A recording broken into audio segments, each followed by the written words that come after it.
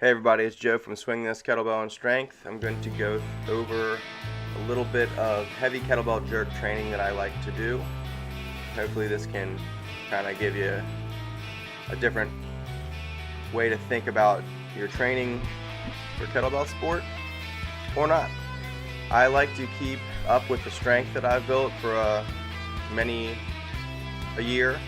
And when I train with kettlebells, I want to actually make the kettlebells I'm going to compete with feel lighter.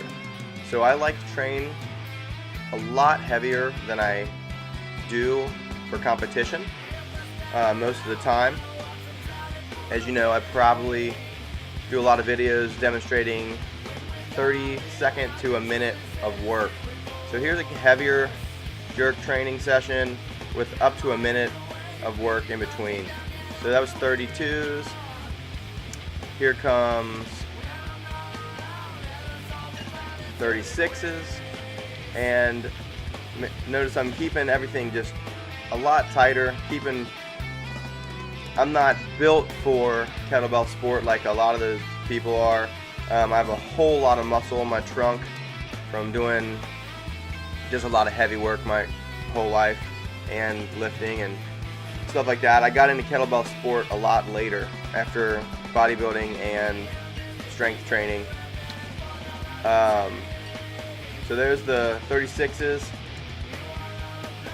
Notice I'm staying a lot tighter, keeping arms and elbows as tight as I can to my torso so I don't lose any of that power. So now here is 2 of 40 kilograms.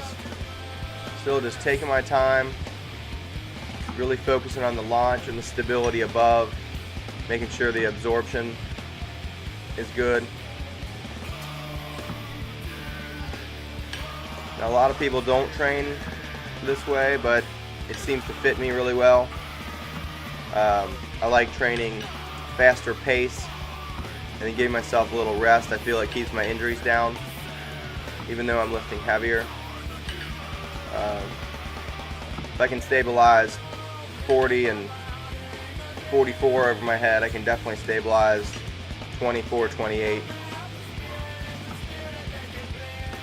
My goal isn't to be one of the best in the world, but it is to demonstrate the best form that I possibly can for the people that I work with.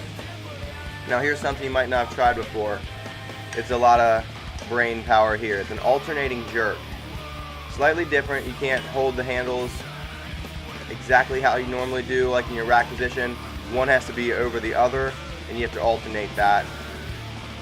But also, it's very good for the brain. It makes you engage the lat a little bit more for stability on the weight that you're keeping at the rack position. I find it good to overload the quad when you're tired. When you're getting tired, I do this towards the end. Here I drop it down to the 36s and go a little bit more, but I still focus on.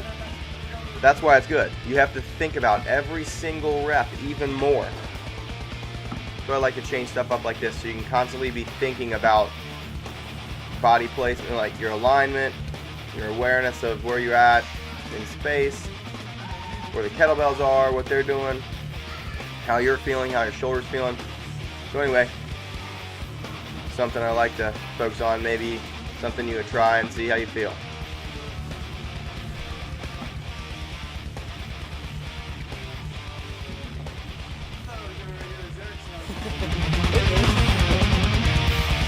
Alright, I think we're running on fumes here.